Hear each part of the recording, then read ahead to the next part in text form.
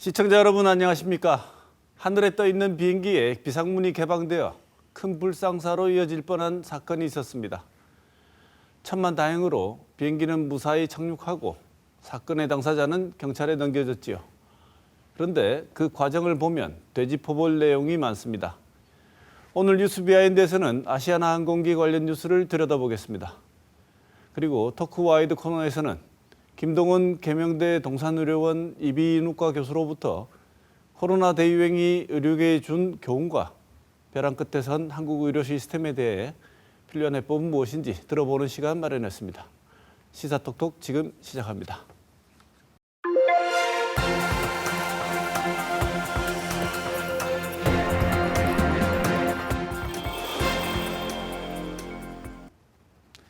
이번 주 뉴스 비하인드 함께할 분 소개합니다. 대구 MBC 신병철 기자 나와 있습니다. 어서 오십시오. 안녕하세요. 이태우 기자도 나와 있습니다. 어서 오십시오. 안녕하십니까. 자, 모두 말씀드린 대로 이번 주 뉴스 비하인드는 다소 황당한 사건이라고 해야 될까요? 아니면 충격적인 사건, 천만다행이었긴 했지만 큰일 날 뻔한 사건이었습니다. 아시아나항공기 여객기 비행기 비상문이 열린 채로 착륙을 해버렸습니다. 자칫 대형 참사로 이어질 뻔했는데 굉장히 놀랬고 사고가 커지지 않았으니 다행이지만 엄청난 충격적인 사건입니다. 이 처음에 알려지기로는 비상문 바로 옆자리에 앉은 30대 남성 승객이 갑자기 비상문을 열고 뛰어내리려고 하는 것을 옆에 있던 승객과 승무원이 제압을 해서 더 큰 불상사를 막았다. 이게 최초 알려진 내용이죠. 네, 그렇습니다. 당시 비상문을 열었던 30대 남성은 비행기가 착륙한 직후 안전벨트를 풀고 비행기 밖으로 뛰어내리려고 했습니다. 이 모습을 본 승무원들과 승객들이 힘을 합쳐서 이 남성 행동을 제지했고요. 그 덕분에 추가 피해를 막을 수 있었던 것입니다.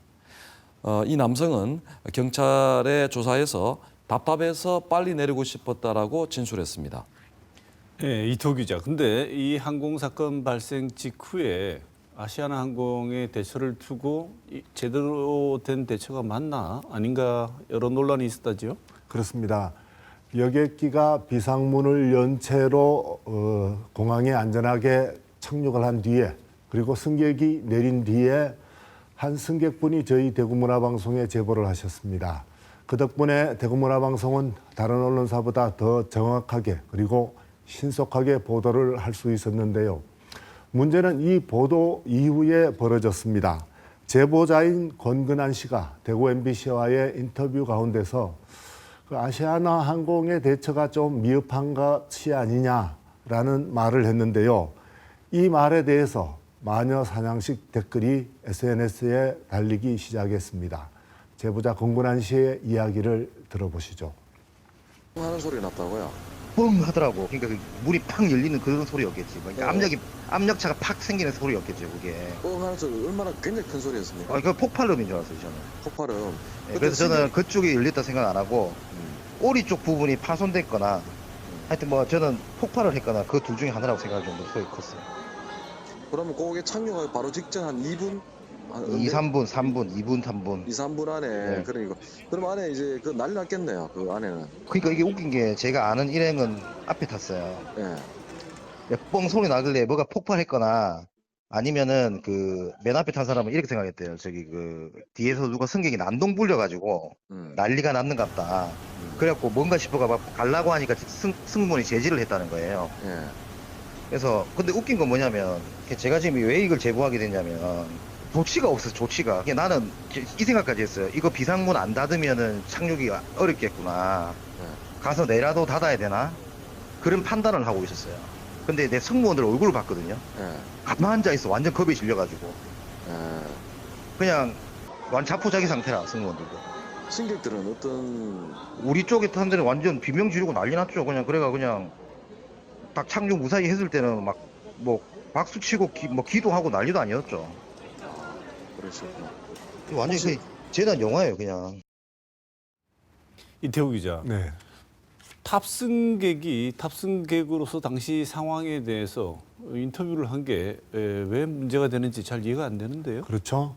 그 대구 MBC와 인터뷰한 그것이 공개된 뒤에 방금 말씀하신 대로 이해하기 힘든 일들이 벌어집니다.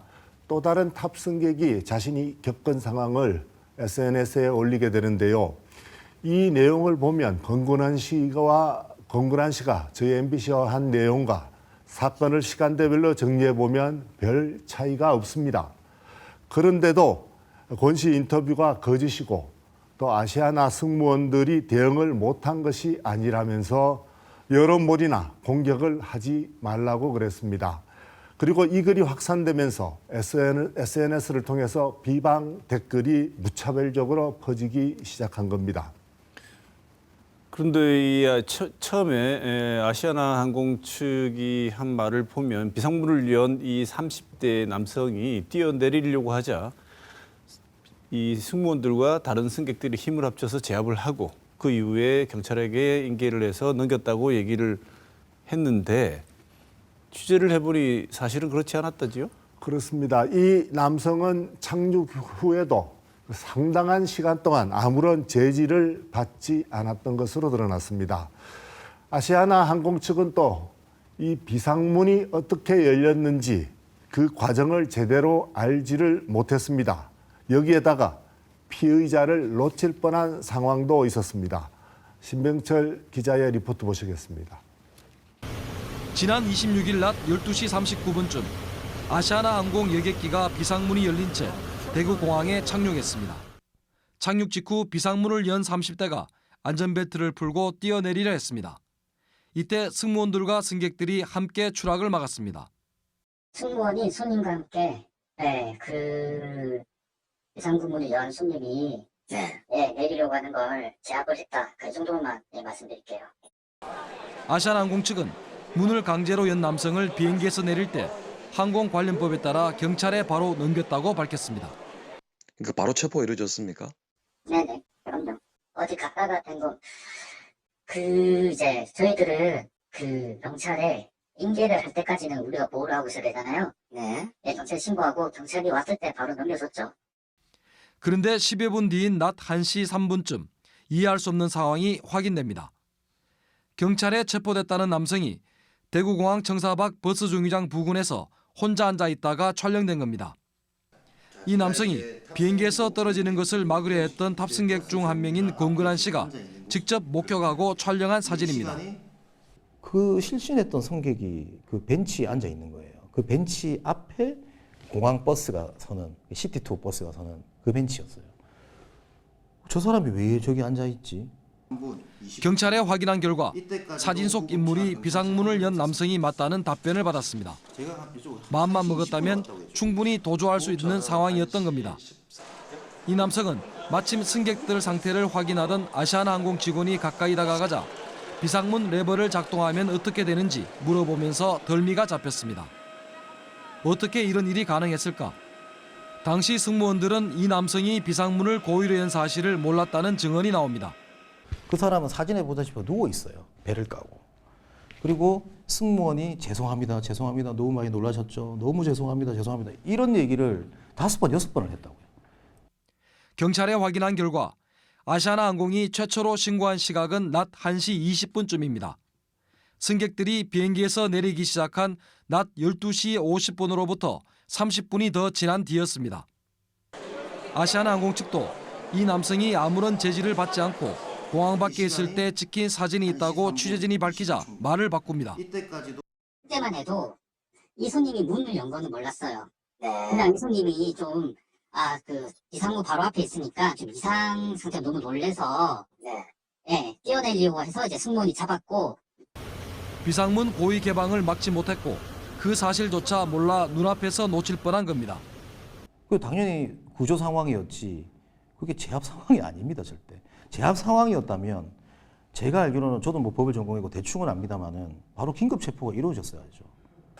다행히 대형 참사로 이어지진 않았지만 철저한 조사로 원인과 경위를 밝히고 재발 방지 대책을 세워야 하는 만큼 관계 당국의 철저한 조사가 필요합니다.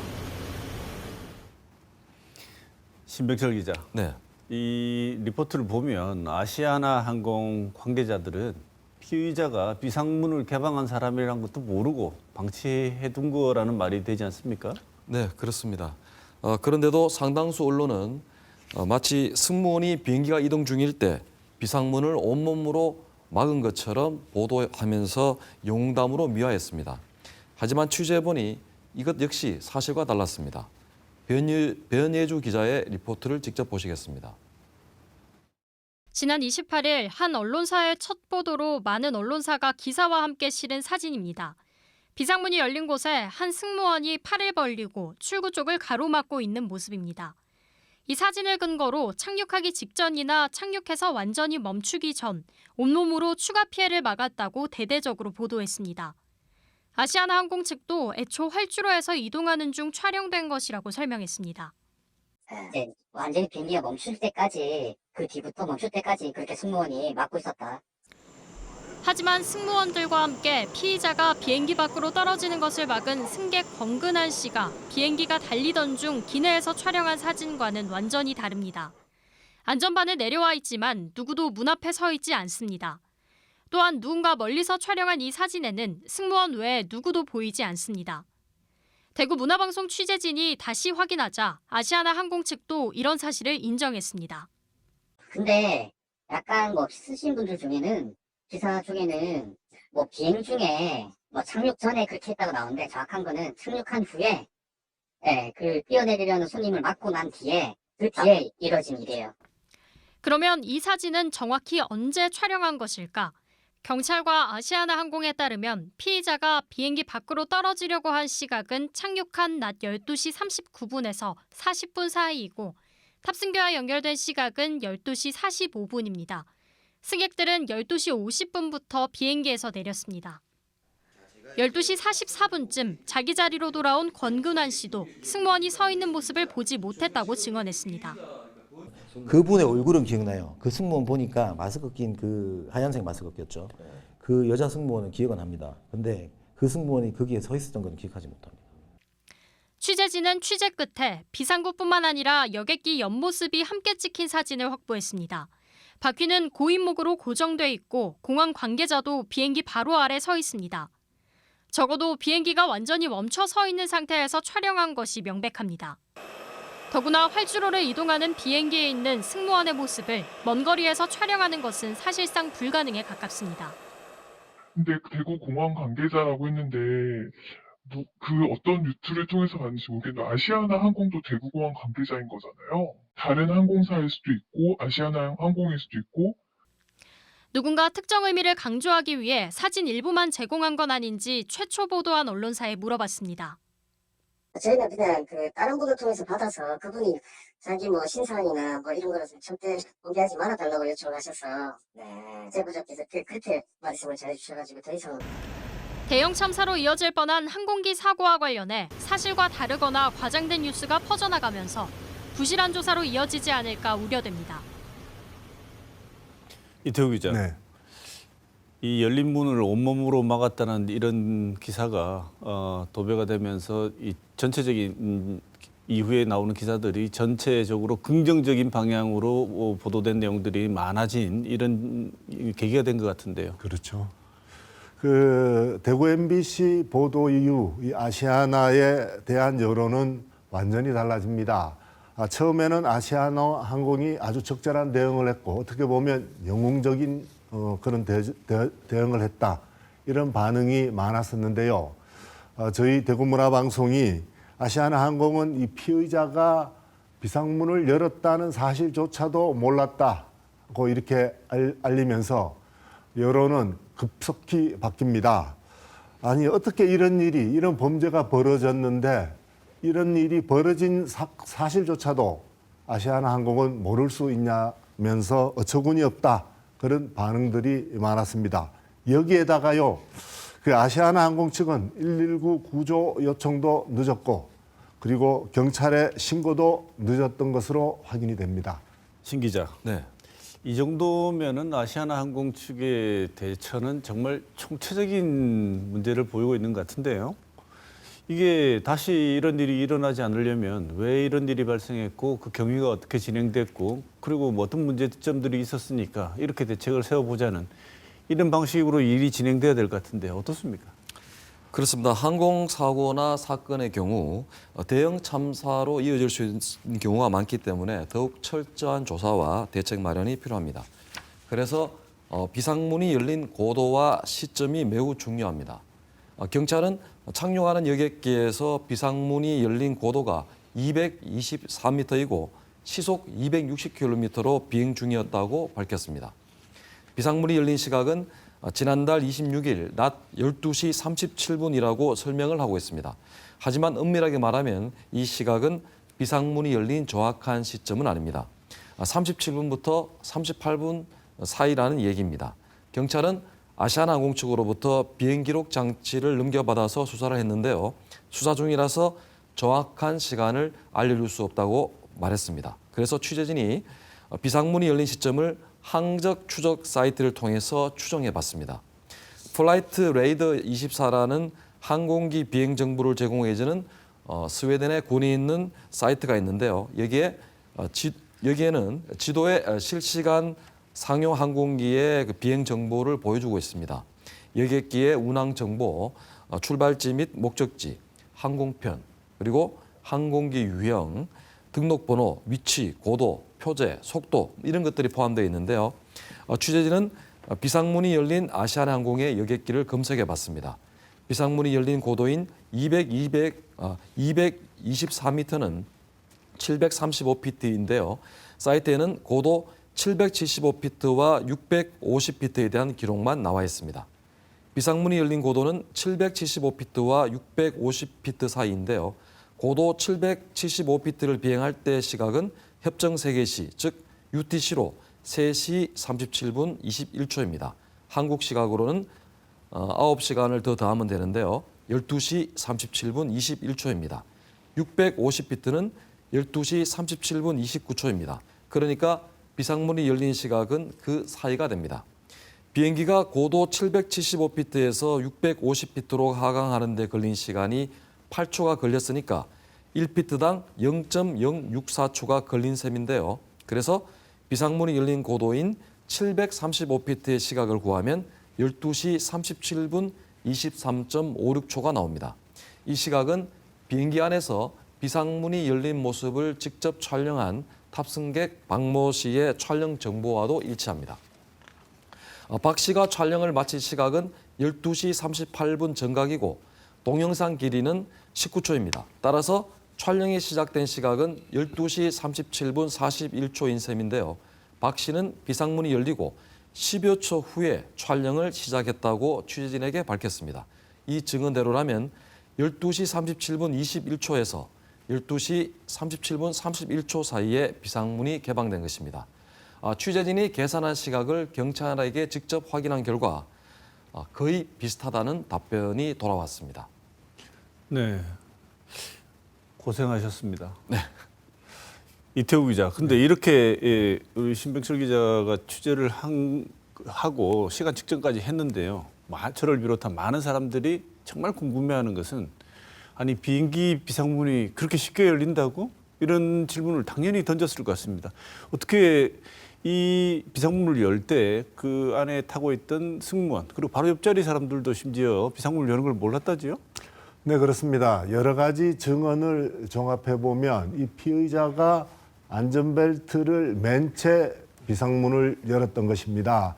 이 비상문이 열린 비행기 기종은요, 그 A321-200 시리즈라는 것인데요. 아시아나 항공의 말을 따르면 이 피의자가 앉은 자리 맞은편에 승무원이 앉는 그런 형식이 아니라 반대편 끝쪽에 승무원이 앉는 형식이라는 겁니다. 그리고 이 비행기는 그 자동적으로 고도에 따라서 실내의 압력이 조정되는 그런 비행기라고 아시아나는 설명했습니다. 그래서 고도가 높으면 이 비행기 비상문을 열 수가 없는데 이번처럼 착륙을 위해서 내려와서 고도가 낮아지면 비상문을 열 수 있다는 게 아시아나 측의 설명입니다. 그런데 이 부분에 대해서 외신들은 동의하지 않는 부분이 많습니다. 먼저 CNN은요, 항공 전문가 제프리 토머스를 인용해서 이렇게 이야기를 했습니다. 이것은 매우 기괴한 사건이다. 이렇게 이야기를 했습니다. 토머스는 CNN에 기술적으로 비행기가 운항 중에 이 문이 열리는 것은 거의 불가능한 일이다. 그리고 기류를 거슬러서 문을 열어야 되는데 이것 역시도 매우 어려운 일이지만 어쨌든 한국에서 발생했다라고 썼습니다.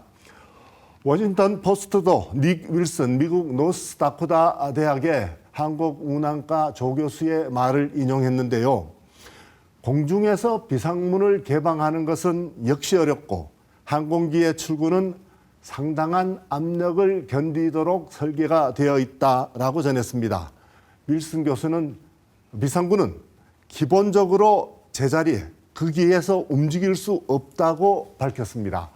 그 마지막으로 가디언도 우리나라 국토부 관계자가 AFP 통신 기자와 한 대화를 인용을 했는데요. 한국에서 한국 운항사상 유례가 없던 일이 발생했다라고 전했습니다. 네, 이 말들을 외신들의 말을 종합해 보면 또 아시아나 말을 종합해 보면 결국 비상문이 열린 고도가 얼마인지가 사건의 원인을 밝혀볼 수 있는 어디가 결함이 있었는지 밝혀볼 수 있는 핵심적인 포인트 같이 보입니다. 네, 그렇습니다. 그래서 여객기의 비상문이 열린 고도와 시점이 중요합니다. 사건이 발생한 뒤에 아시아나항공은 고도 213m라고 발표했습니다. 그러니까 213m에서 비상문이 열렸다고 얘기한 것인데요. 비행 기록 장치의 데이터에 근거한 것으로 보이는데요. 그런데 경찰이 아시아나항공 측으로부터 비행 기록 장치를 넘겨받아 수사한 결과는 224m였습니다. 아시아나항공이 발표한 고도보다 11m가 더 높았는데요. 왜 아시아나항공 측은 비상문이 열린 순간의 고도를 더 낮게 발표했을까요? 전 국민을 경악하게 만든 항공 사건인데 단순한 실수로 보기에는 뭔가 석연치 않습니다.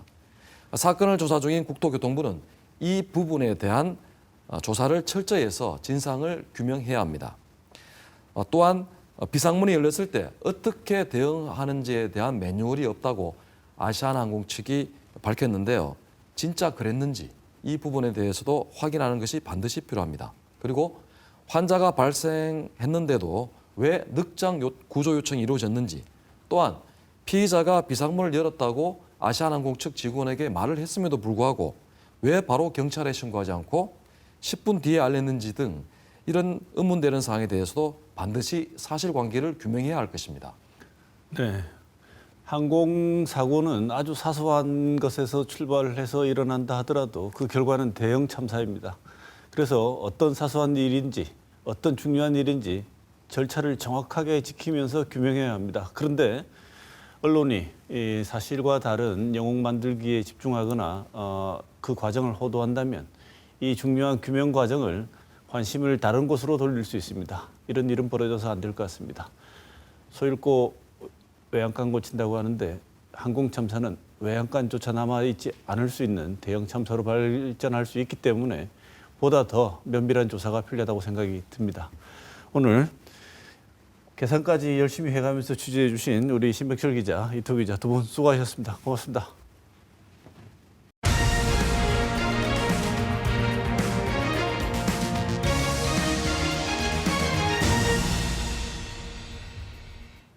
정부가 6월부터 코로나 위기 경보를 심각에서 경계로 조정하면서 사실상 엔데믹을 선언했습니다. 오늘은 우리가 코로나 극복 과정에서 어떤 교훈을 얻었는지 그리고 어떤 것을 준비해야 하는지 오늘 김동훈 계명대 동산의료원 이비인후과 교수님 모시고 말씀 나눠보도록 하겠습니다. 교수님 어서 오십시오. 예, 안녕하십니까. 네. 먼저 말씀드린 대로 코로나를 엔데믹을 선언했는데요. 이 과정에서 우리가 많은 고통을 겪고 그리고 준비해야 될 것들이 생겨난 것 같습니다. 의료 현장에 누구보다 최전선에 계시면서 어떤 코로나가 우리에게 어떤 것을 남겼는지 먼저 말씀을 듣고 다음 얘기 나눠보겠습니다. 네, 제가 팬데믹이라고 하는 것은 이제 모든 사람들이 감염된다는 그런 뜻인데 사실 사스라든지 메르스 같으면 팬데믹이라고 하기는 좀 어렵습니다. 그래서 사실 1918년에 유행했던 스페인 독감 이후에 저희 거의 100년 만에 팬데믹을 경험했는데요. 저도 의사로 살면서 이렇게 팬데믹을 경험할 줄 몰랐는데 지금 뭐 일부 정치권에서 그동안 했던 방역이 뭐 정치 방역이라는 등 그런 논란이 있는데 별 의미가 없어 보입니다. 지금은 저희가 어떻게 이걸 극복해 왔는지 복기를 하고 그걸 기록을 남기고 또 후세대에 전해야지 다음 팬데믹이 왔을 때 잘 극복할 수 있을 것 같거든요. 네. 예. 한 세 가지로 보면 일단 방역은 저희가 K 방역이라고 얘기하는데 TTI라고 얘기했습니다. 예. 테스트를 많이 해서 검사를 많이 해서 빨리 진단을 하고 그다음에 철저하게 확진자나 접촉자를 격리를 하고 그런 방식으로 했는데 그래서 초기에는 상당히 큰 효과를 봤습니다. 특히 1차 대유행 대구에 있었을 때 대구 밖으로 번지는 것을 막았다고 생각이 되고 전 세계에서 사망률이 우리나라가 거의 가장 낮습니다. 네. 그래서 대응을 잘했다고 생각이 됩니다. 그런데 이제 오미크론으로 가면서 처음에 대구에서 한 700명 정도가 가장 많이 하루에 확진됐는데 오미크론이 유행하니까 20만 명, 40만 명 확진됐거든요. 그럴 때는 그 초기에 그런 대응보다는 조금 빨리 위드 코로나로 전환했으면 좋지 않았을까 그런 아쉬움이 조금은 네. 있습니다. 그래서 우리가 고통이 조금 적지 않았을까 싶고 백신을 왜 맞았을까? 우리 다 걸렸는데 이렇게 말씀하시는데 그래도 지금 연구를 해보면 백신을 맞아서 저희가 중증화되는 것, 그다음 사망으로 가는 것을 많이 막았다고 생각이 되고 가장 큰 교훈은 무엇보다도 치료 과정에서 공공의료가 정말 소중하구나 그런 것을 저희가 느끼게 되었다는 네. 점입니다. 우리 대구 지역은 조금 혹독한 코로나 시기를 겪었는데요. 그 당시에 고생하시는 의료인들, 특히 간호사분들, 뭐 국민 영웅이다 그러면서 많은 현장에 계신 분들을 칭송하고 했었는데, 그리고 대접을 잘하겠다고 다짐한 걸로 알고 있습니다. 그 이후에 이 간호사분들이나 의사분들에 대한 어떤 처우의 변화 있습니까? 네, 지나고 나서 이렇게 생각을 해보면 저희가 코로나19를 극복하는 데 있어서 가장 큰 역할을 했던 분들이 간호사 선생님들 같습니다. 초기에는 저희도 미지의 바이러스라서 상당히 무서웠거든요. 네. 감염의 우려가 있는데도 불구하고 환자들 곁을 24시간 우리 간호사 선생님들이 지켜주셨고 실제로 초기에는 간호사 선생님들이 감염이 많이 됐습니다. 그리고 우리 국민들이 간호사 선생님들이 정말 힘들게 일하시는구나 그걸 느끼게 됐는데 지금에 와서 돌이켜보면 사실 그다지 처우가 개선된 것은 없습니다. 그래서 지금도 보면 신규 간호사 선생님들 중에 약 절반 정도가 1년도 안 돼서 병원을 떠나고 있고 실제로 활동하는 간호사가 전체 간호사 면허증을 가신 분 중에 절반 정도밖에 되지가 않습니다. 그것은 많이 힘들기 때문이라고 생각이 됩니다. 네. 거기다가 사실 이번에 간호법이 또 이렇게 좌절되면서 지금 많은 간호사 선생님들이 현장에서 많이 힘들어하고 계셔서 보기에 마음이 아픕니다. 그런데 OECD 기준을 보면 간호사 한 분이 환자 한 6명에서 8명 정도를 지금 돌보고 있습니다. 그런데 우리나라는 지금 종합병원 같으면 간호사 한 분이 환자 16명 정도를 돌보고 있고 일반 병원 같으면 무려 40명이 넘는 환자를 보고 있습니다. 그래서 이런 간호사 한 명이 볼 수 있는 환자 수를 좀 법제화하고 실질적으로 우리 간호사 선생님들의 좀 처우를 개선할 수 있는 그런 방안이 빨리 마련돼야 된다고 생각합니다. 네. 우리 흔히 하는 말 중에 화장실 갈 때 마음 다르고 나올 때 마음 다르다는데 이게 급한 불을 끄고 난 뒤에라서 그런지 몰라도 간호사 선생님들 같은 경우에는 학습 효과가 있지 않겠습니까? 이 비슷한 이 엔데믹이라도 유행병이 아주 심각한 상황이 되면 다시 이전과 같은 코로나 시기와 비슷한 상황이 생긴다 하더라도 지원을 안 하시고 나 희생하겠다는 생각이 별로 안 드실 것 같다는 생각이 드는 게 학습 효과가 있지 않을까 생각이 들 정도인데 그거는 제가 볼 때는 공공병원도 마찬가지입니다. 코로나19 때 최전선에 있던 게 공공병원 아니겠습니까? 네, 맞습니다. 근데 선생님 지금 공공병원이 굉장히 어렵다죠? 네, 예를 들면 이렇게 지진이 나서 많은 이재민이 발생했는데 그분들이 식사하실 데가 없으니까 한 식당을 정해서 급식을 좀 맡아라. 이 해결이 되면 보상을 하겠다고 얘기를 해서 네. 그 식당은 일반 손님들 받지 않고 이재민 식사만 열심히 했는데 이 상황이 종료되고 나니까 보상금 조금 주고는 이제 알아서 살아가라고 하는 거죠. 옆에 더 큰 식당들 많았지만 그 식당들은 그 어려운 시기에도 일반 손님도 받아서 많은 돈을 벌고 있었거든요. 네. 그게 지금 공공병원의 현실이라고 생각이 됩니다. 지금 현재 아직 병상 가동률이 50%를 되지 않습니다. 왜냐하면 코로나 전담병원으로 운영되면서 많은 분들이 병원을 떠났고 그 환자분들이 아직 돌아오고 있지 못하시거든요. 네.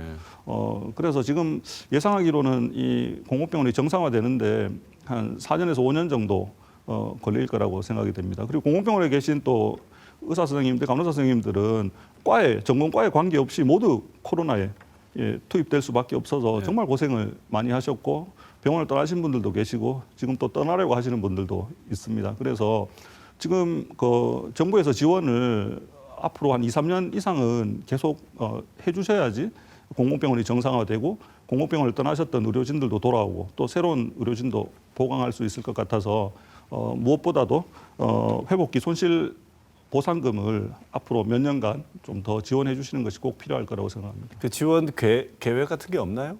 예, 지금 아직 구체적으로 나온 것이 없습니다. 네. 제가 앞서 말씀드린 것처럼 걱정되는 부분이 어떤 부분이냐면 이 학습 효과란 말이죠. 네.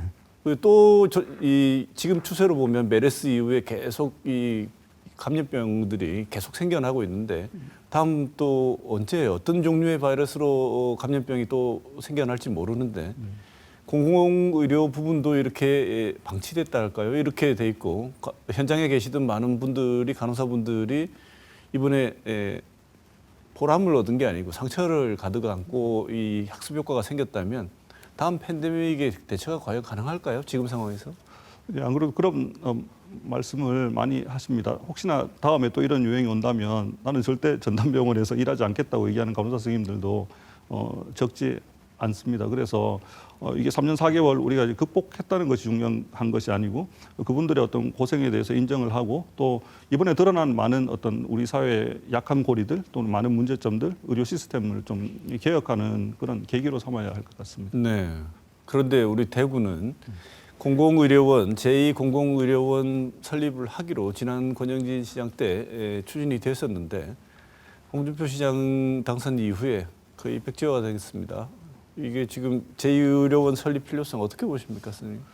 네, 저도 매우 안타깝게 생각합니다. 사실 공공병원은 이윤 추구가 목적이 아니고 이런 재난이 닥쳤을 때 우리 시민들의 어떤 건강을 지키는 그런 가치를 가장 우선시하는 병원입니다. 그리고 앞으로 초고령화 사회가 됐을 때 급증할 수 있는 의료비 상승을 막아주는 역할도 합니다. 왜냐하면 과잉 진료가 아니고 적정 진료를 하기 때문입니다. 네. 그리고 우리 또 취약계층에게는 사실 공공병원이 건강권을 보장받을 수 있는 마지막 보루라고 할 수 있습니다. 240만이 살아가는 대구에 사실 대구료원 500병상이 되지 않는 대구료원 하나만 있다는 것은 공공병원이 너무나 부족합니다. 왜냐하면 OECD 국가들하고 비교도 안 될 만큼 우리는 공공병상이 졌습니다. 병원만 따지면 한 전체 병원의 5%, 병상을 따져도 한 9.7%만이 공공병상입니다. 네. 그래서 빨리 공공병상을 더 확충해야지 다가오는 새로운 감염병 대유행에 대비할 수 있을 것 같고 대구 지역 같으면 특히 지역별 건강 격차가 심합니다. 특히 동북권역 같으면 지금 의료 접근성이 상당히 떨어져서 우리가 몇 가지 지표가 있습니다. 뭐 그런 지표상에도 많이 좀 다른 지역에 비해서 좀 부족한 뭐 평균 수명이라든지 건강 수명이라든지 그런 것이 낮은 상황이거든요. 그래서 대구 동북권역에는 한 500병상 정도 되는 좋은 공공병원이 빨리 설립되었으면 좋겠다는 그런 생각이 있습니다. 네. 지금 말씀하신 제2의료원 거를 포함해서 홍준표 시장의 취임 후 지난 1년간 보건의료 정책 어떻게 평가하시는지요? 네.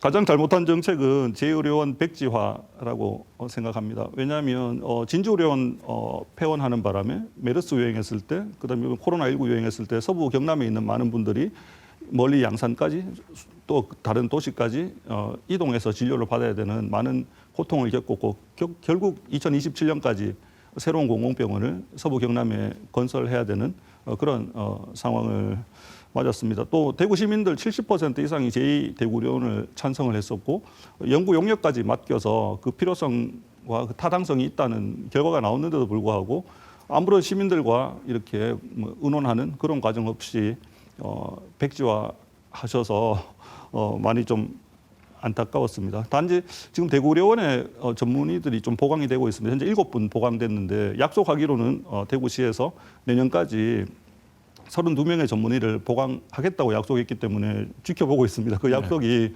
꼭 지켜졌으면 좋겠고, 좀 한 가지 걱정되는 거는 시민 건강국이 코로나 상황에서 설치되었는데 그것도 폐지됐고, 그다음에 감염병 관리과가 전국에서 지자체에서 유일하게 대구시가 가장 먼저 그 과를 없애버렸습니다. 그래서 건강 관련, 의료 관련 부서를 복지 관련 부서에 이렇게 통폐합을 하고 있는데 앞으로 감염병 대유행이 반복된다고 생각했을 때는 그건 잘못 가는 방향이라고 생각이 됩니다. 그래서 보건의료 관련 어떤 정책을 집행할 수 있는 그런 부서는 오히려 좀 더 강화되는 것이 좋겠다는 그런 생각입니다. 네.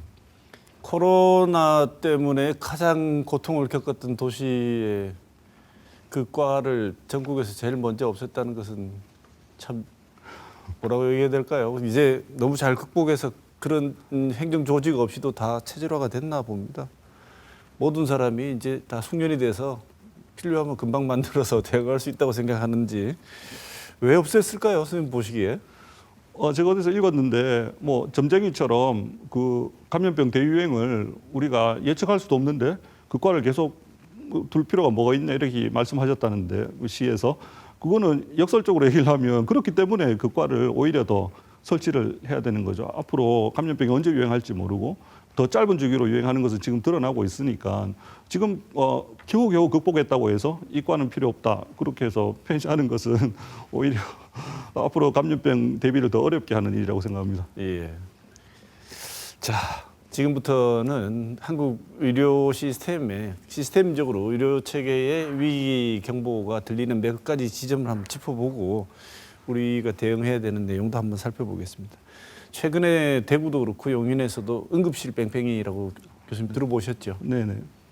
갈 수가 없어가지고 서로 안 받을 수 없다고 해서 결국은 사망에 이르게 되는데 이거는 참 의료인들로서는 굉장히 사실은 마음 아픈 일 아니겠습니까? 병원을 찾아왔는데 환자들을 계속 뺑뺑이 돌리다가 결국 사망하겠다는 거는 시스템에 문제가 있다는 얘기인데 이렇게 반복되는 이유가 뭡니까, 선생님? 네, 일요일 오후에 낙상을 당한 어린 학생이 2시간 40분 이상 이렇게 대구의 여러 병원을 돌다가 결국 사망에 대해서 무엇보다도 안타깝고 죄송하고 그런 마음입니다. 그런데 사실은 한 10여 년 전에도 중첩증 아기가 비슷하게 이렇게 사망한 적이 있습니다. 자꾸 반복되고 있는데 우선 대구 지역부터 보면 응급실 과밀화가 다른 지역에 비해서 한 2~3배 정도 좀 심합니다. 그리고 응급실에 도착한 이후에 사망하는 환자를 보면 응급실에 100명이 왔을 때 전국 평균 한 1.4명 정도 사망하는데 대구는 한 2.4명으로 훨씬 더 많이 지금 사망하고 있는 실정입니다. 그래서 왜 그런가 보면 대구에 2차 병원들이 지금 많이 없어졌습니다. 생각해 보시면 한 10여 년 동안 왜냐하면 상급 종합병원들이 많다 보니까 2차 병원들이 버티기가 힘들어서 괜찮은 응급실을 가지고 있던 2차 병원들이 많이 없어지면서 지금 경증, 중증 환자들이 모두 상급 종합병원 응급실로 오는 바람에 이런 과밀화 현상이 있고 결국 이런 안타까운 일로 이어지는 것 같고 물론 이런 대구만의 문제는 아닙니다. 전국적으로 비슷하게 이런 일들이 생기고 있는데 제가 봤을 때 가장 큰 문제는 응급실에서 일하는 의료 인력이 부족하기 때문이라고 생각됩니다. 응급실에 오면 일단은 이 환자가 수술이 필요한지 입원 치료가 필요한지 그거는 응급의학과에서 할 수 있지만 그 배후 치료라고 얘기하는데 그 이후의 치료가 중요합니다. 그래서 낙상으로 왔으면 사실 신경외과, 흉부외과, 일반외과부터 여러 과들이 같이 그 환자를 치료해야 되는데 그것이 좀 힘든 병원들이 또 힘든 시기가 또 있을 수 있습니다. 그래서 실제로 보면 2022년에 응급실에 119 구급대가 환자를 모시고 왔다가 다른 병원으로 받아주지 않아서 갖는 경우가 7,600레나 된다고 하는데 그중에 3분의 1 정도가 전문의가 없어서 였다고 하거든요. 네. 그래서 이런 응급실 인력 특히 응급실에 왔는 환자를 배후에서 치료할 수 있는 그런 인력의 부족이 중요한 원인이라고 생각합니다. 그러면 그런 지금 발생하고 있는 이런 문제들을 개선하기 위해서는 응급의료 진료 체계를 방금 교수님 말씀하신 방식으로 바꾸고 전문의들을 비롯한 시스템에서 지원해 줄 수 있는 체계로 재편을 해야 되는데 왜 안 될까요? 네, 일단 이 피라미드식으로 돼서 네. 중증 환자는 정말 중증 환자를 볼 수 있는 그런 응급실로 가게 되고 경증은 또 경증대로 치료할 수 있는 그런 시스템이 빨리 갖춰져야 될 것 같고 그다음에 지금은 병원의 응급실을 평가할 때 시설이나 인력으로 주로 평가를 하는데 그런 것도 중요하지만 제가 봤을 때는 그 배후 치료 아까 말씀드렸던 최종적으로 치료가 어떻게 되는지 그것을 평가해야 된다고 생각합니다. 지금 환자가 왔을 때 거부해 버리면 그걸로 끝나지만 사실은 그 환자가 응급실에 와서 응급으로 빨리 수술을 받았는지 그 후에 빨리 입원해서 치료를 계속 했는지 그리고 물론 치료하다 사망할 수도 있죠. 그렇지만 정말 국민들이 이해할 수 있는 그런 절차를 거쳐서 이 병원이 최선의 치료를 했는지 그거를 평가해서 그 병원을 평가할 수 있는 그런 시스템이 갖춰져야 된다고 생각합니다. 그리고 서울에 2,700병상이나 되는 우리나라에서 가장 큰 병원의 간호사 선생님이 두통이 있어서 응급실에 갔을 때 뇌출혈이라고 드러났는데 그 병원에서 머리를 열어서 수술할 수 있는 의료진이 없어서 다른 병원으로 전원되는 과정에서 사망한 사고가 몇 달 전에 있었습니다. 그게 아주 전형적으로 우리 지금 대형 병원들의 응급을 담당할 수 있는 인력이 부족하다는 겁니다. 그래서 지금 많은 대형 병원들이 사실 외래에 많은 에너지를 쓰고 있는데 많은 전문의들이 지금 1차 병원에서 활동하고 있습니다. 이렇게 1차 병원이 잘 돼 있는 상황에서 대형 병원이 굳이 외래 중심으로 이렇게 환자를 볼 것이 아니고 필수 의료라고 하는 중증 외상, 분만, 그다음에 어린이들 치료하는 것 그런 쪽으로 대형 병원이 좀 힘을 더 모은다면 이런 불행한 사고를 좀 막을 수 있을 것이라고 생각이 듭니다. 이것은 현실적인 질문입니다, 선생님. 지금 대구 지역만 봐도 KTX 개통되고 난 뒤에 서울에 있는 이른바 말하는 빅5 유명 병원으로 왜 지금 이제 진료 초기는 여기서 받고 무슨 큰 병이 있다고 하면 진단이 떨어지면 거의 서울로 가는 이런 현상 벌어지고 있습니다. 이거 어떻게 해결해야 될까요? 일단 암 진단을 받으면 지푸라기라도 잡고 싶은 그런 심정이 누구나 들 것 같고 서울 쪽 병원을 보면 병원이 엄청 크고 의사도 많고 이러니까 지역 병원에 비해서는 뭔가 치료가 잘 될 것 같고 거기다가 KTX, SRT는 보시면 아침에 좌석이 없는 이유가 강남 쪽에 있는 수서역 근처에 있는 대형 병원, 소위 빅5 병원이라고 하는데 그 병원을 가시는 분들로 많이 채워지고 있습니다. 그런데 사실은 암 치료는 가까운 병원에서 받는 것이 훨씬 좋고 치료가 거의 지금 보편화되어 있습니다. 또 뭐 위암이나 유방암이나 이런 치료 결과를 보면 지방의 대형 병원들이 서울의 빅5 병원에 비해서 뒤처지지가 않습니다. 그런데 이제 정말 고생 많이 하시죠. 상경에서 치료 받는다고 고생을 많이 하시는데 그걸 좀 그 고생을 좀 줄여 드리려면 물론 지역에 있는 의사들이 더 열심히 해야 된다고 생각합니다. 그건 기본이라고 생각이 되고 그다음에 그 환자들이 정보를 제대로 알 수 있도록 정보를 좀 많이 제공할 필요가 있다고 생각이 되고 가장 큰 문제는 지금은 우리 의료 시스템이 의료 전달 체계가 없어서 본인이 가고 싶은 병원을 본인이 알아서 진단까지 본인이 해서 이렇게 찾아갈 수 있는 그런 시스템이거든요. 근데 주치의가 있다면 장기적으로 봤을 때는 주치의 제도가 있다면 내가 아플 때 주치의하고 상담을 해서 주치의가 2차, 3차 병원을 이렇게 연결해주는 그런 시스템이 꼭 필요하다는 그런 생각이 들고 마지막 한 가지 드리고 싶은 말씀은 지금 수도권에 서울 대형 병원에 분원들이 엄청나게 많이 건립되고 있습니다. 그래서 몇 년 안에 한 6천 병상 정도가 더 생길 것 같거든요.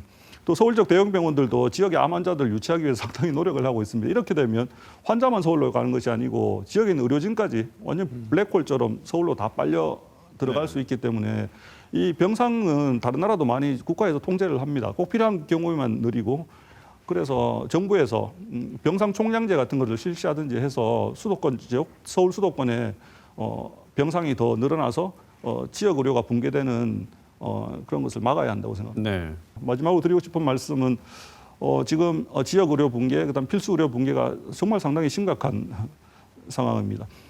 한 20-30년 전부터 우리가 이거를 알고 있었는데 수술을 하지 않고 메스를 대지 않아서 지금 결국 골마서 터지고 있는 상황이라고 생각이 됩니다. 그런데 지금 또 방치하면 20-30년 뒤에 우리 후손들은 더 열악한 환경에서 이렇게 건강권을 제대로 보장받지 못할 가능성이 있습니다. 그래서 지금 이런 문제를 개혁하는 데 있어서 이런 의료 개혁을 하는 데 있어서 많은 시민들께서 관심을 가지고 의견도 표현해 주시고 많이 힘을 모아 주시면 고맙겠습니다. 네. 여러 가지 위기 징후를 보이는 한국 의료 시스템에 관해서 계명대 동산의료원 김동훈 교수님 모시고 여러 말씀 나눴습니다. 교수님 감사합니다. 예, 감사합니다.